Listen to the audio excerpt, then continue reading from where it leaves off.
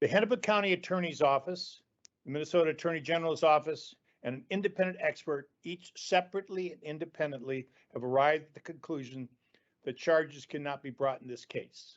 And this death is a tragedy and was not necessary. But we are honor bound under our ethical rules only to charge cases in which there's sufficient admissible evidence to prove it beyond a reasonable doubt, and we believe it's there.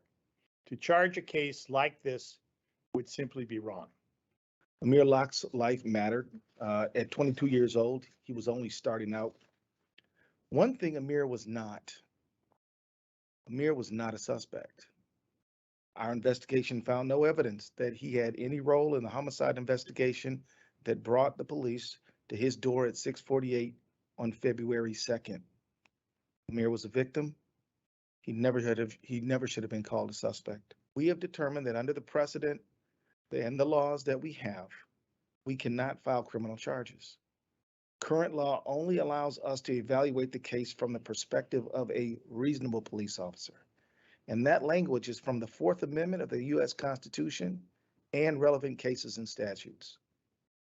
We're not allowed to evaluate the case from the perspective of the victim.